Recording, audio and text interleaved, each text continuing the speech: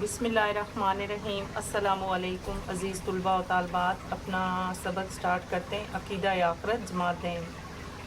اس میں آپ کو پتہ ہے کہ ہمارے ایمان کا حصہ ہے کہ ہم نے ایک زندگی کے بعد جو ہے وقت دنیا میں گزارنے کے بعد چلے جانا ہے، اور ہمارا آخری جو آرام گاہ ہے، ہمارا آخری ٹھکانہ وہ آخرت ہی ہے۔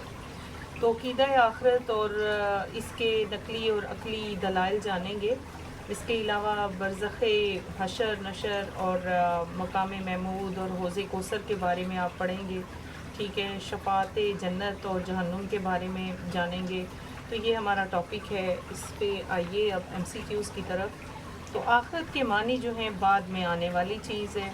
نمبر 2 ہے میزان پر کیا کام ہوگا، اعمال تولے جائیں گے۔ نمبر 3 ہے کہ عقیدے میں مرنے کے بعد دوبارہ جی اٹھنے کا ذکر ہے آخرت پر۔ نبی کریم صلی اللہ علیہ وآلہ وسلم قیامت کے دن مقام محمود پر فائز ہوں گے اپنے پیارے امتیوں کی۔ نمبر 5 ہے موت کے بعد قیامت کا دن درمیانی عرصہ کہلاتا ہے برزخ۔ نمبر 6 ہے قیامت کے دن گناہگار مسلمان امتیوں کی نظر سب سے زیادہ کس چیز کی طرف ہوگی، نبی کریم کی شفاعت پر۔ نمبر 7 ہے دنیا میں عقیدہ آخرت پر ایمان پختہ ہونے سے انسان بچ جاتا ہے برے اعمال سے، کہ جب پورا یقین ہے کہ ہم نے یہاں دنیا کی جو زندگی ہے وہ ایک مسافر خانے کی مانند ہے، جو ہماری چند روزہ زندگی ہے، اور ہماری اخروی اور ابدی زندگی جو ہے وہ آخرت ہی ہے۔ جب انسان یہ خوف کرتا ہے تو وہ برے اعمال سے بچ جاتا ہے۔ آگے مختصر جواب ہیں۔ عقیدہ آخرت کا مفہوم واضح کریں۔ پیج 37 پر آئیں۔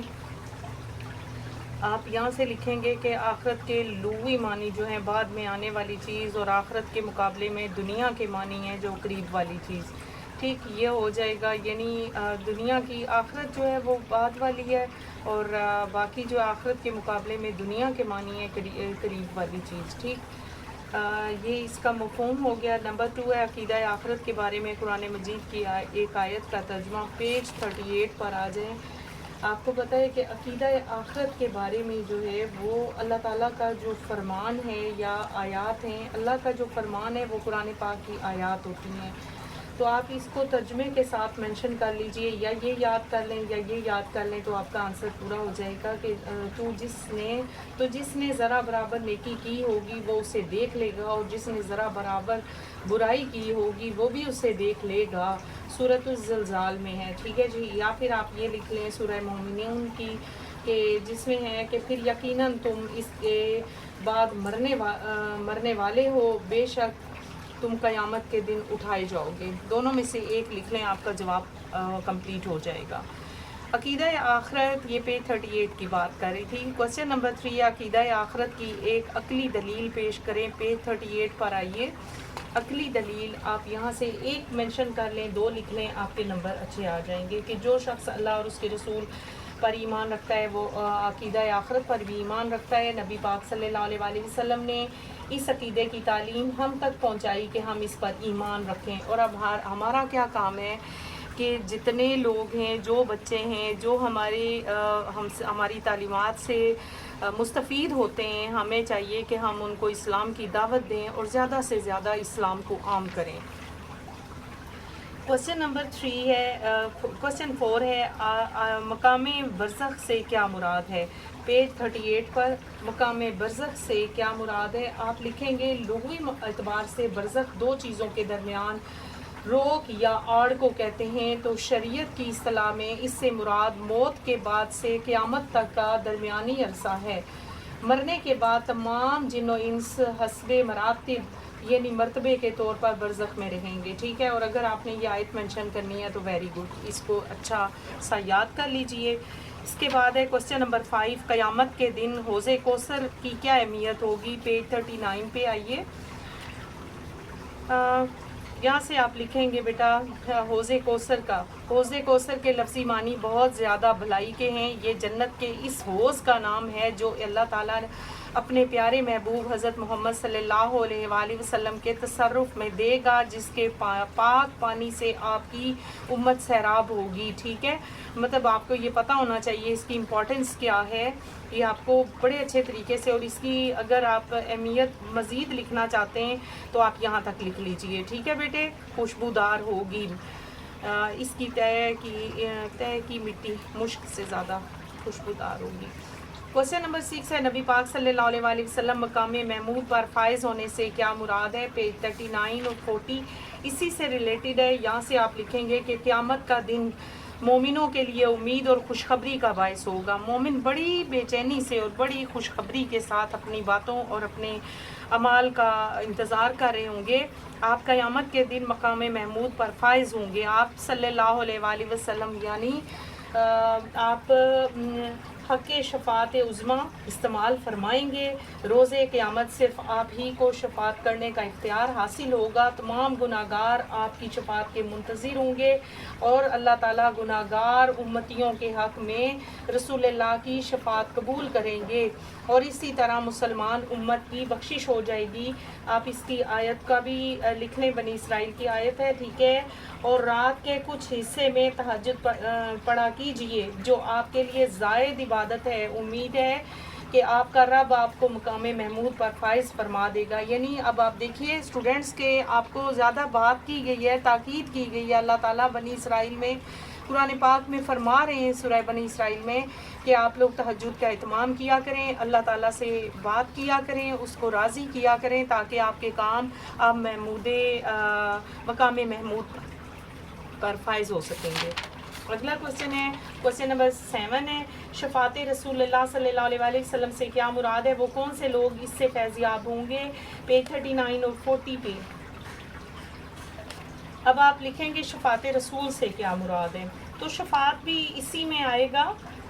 یہ شفاعت عظمیٰ یعنی نبی پاک صلی اللہ علیہ وآلہ وسلم ہی کریں گے، اس کے خوشخبری دیں گے مومنین کے لیے کہ وہ انتظار کر رہے ہوں گے کہ ہمیں کیا اس کا صلہ ملنے والا ہے. ٹھیک ہے، تو نبی پاک ہی شفاعت کریں گے. ٹھیک ہے بیٹا.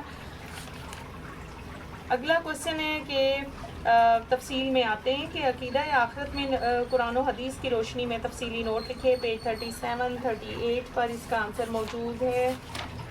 پیج 38 پہ پہلے 7 پہ چلیے. 37 پہ پہلے تو آپ اس کا مفہوم لکھیں گے. ٹھیک ہے، قرآن و حدیث کی روشنی میں یہاں سے سٹارٹ کریں گے، آپ اس کو بریف کریں گے اور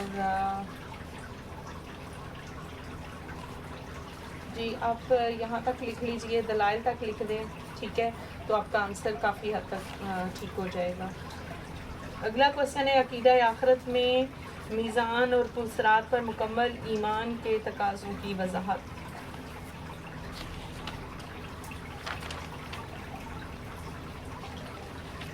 میزان اور پلسرات کا تقاضا جو ڈیمانڈس ہیں. ٹھیک ہے، آخرت کے مناظر یہاں سے آپ لکھیں گے بیٹے تو یہاں تک دوزخ میں چلے جائیں گے. ٹھیک ہے، یہ بھی ہو گیا. اگلا کوشچن ہے، عقیدہ آخرت کے دلائل. پیج 38 پر عقیدہ آخرت کے دلائل ہم دیکھتے ہیں. عقیدہ آخرت کے دلائل جی یہاں سے آپ لکھیں گے اور یہاں تک اس کو مکمل کر لیجئے. یہ 4 پوائنٹس ہیں، لازمی لکھیں اور قرآن کی آیت بھی مینشن کر لیں. اس کے بعد کوشچن نمبر 4 ہے، لاسٹ کوشچن ہے، حقوق اللہ اور حقوق العباد کے حوالے سے جنت اور جہنم میں لے جانے والے اعمال کا تقابلی جائزہ پیش کریں. تو یہاں پہ بیٹے آپ لکھیں گے حقوق اللہ. حقوق اللہ کون سے ہیں؟ اللہ کے حقوق ہیں. حقوق العباد بندوں کے حقوق ہیں. پہلے تو آپ تھوڑا سا اس کو ڈیٹیل میں لکھیں گے کہ ہمارے اوپر بحیثیت مسلمان یا انسان ہمارے اوپر یہ ڈیوٹی فرض ہوتی ہے کہ ہم اللہ کی عبادت کریں، اللہ کے بتائے ہوئے احکامات پر عمل کریں، اور جو حقوق ہمارے اوپر انسانوں کے عائد ہیں ہم ان حقوق کو پورا کریں. جیسے کوئی بندہ غریب ہے تو آپ کو کیا چاہیے کہ آپ اس کی مدد کریں، اس کی امداد کریں، اس کی کام آئیں. ٹھیک ہے، اس کا ہر طرح سے خیال رکھیں. تو یہ ہمارے اوپر جو ہے وہ کچھ حقوق و فرائض عائد ہوتے ہیں جو اوور آل اس چیپٹر میں سے آپ اس کا آنسر بریف کریں گے تو کافی حد تک آپ کا جواب جو ہے وہ ٹھیک ہو جائے گا. ٹھیک ہے بیٹے, نماز کا اہتمام کریں, لوگوں کو نیکی کی دعوت دیں, لوگوں کو اچھا کام کرنے کی ترغیب دیں. تو یہ ہمارے اوپر کچھ فرائض ہیں کہ اللہ تعالیٰ نے اگر ہمیں علم دیا ہے تو ہم اس علم کو پھیلائیں, لوگوں کو آگاہ کریں, اچھائی اور برائی میں تمیز سکھائیں. تو یہ وہ چیزیں ہیں جو ہمیں جنت اور جہنم, اگر ہم لوگ برائی کر رہے ہیں اور ہم نہیں روکیں گے تو وہ لوگ جہنم ان کا ٹھکانہ ہے. اگر ہم ان کو برائی سے روک لیتے ہیں, ان کو اعمال صالحہ کی طرف لے کر آتے ہیں, تو وہ بچے اور وہ لوگ, وہ انسان جنت کے مستحق ہوں گے. تو یہ کچھ ہمارے اوپر فرائض ہوتے ہیں جو حقوق العباد کے زمرے میں آتے ہیں. تو ان چیزوں کو آپ, یہ کنسیپچول کوسچن ہے جو آپ نے اپنے پاس سے بریف کرنا ہے. ٹھیک ہے, بہرحال میں نے کافی حد تک آپ کو پوائنٹس بتا دیے ہیں. بہت شکریہ, اپنا خیال رکھیں, اپنی دعاؤں میں یاد رکھیں, میرا چینل سبسکرائب کریں, شیئر کریں. اللہ حافظ.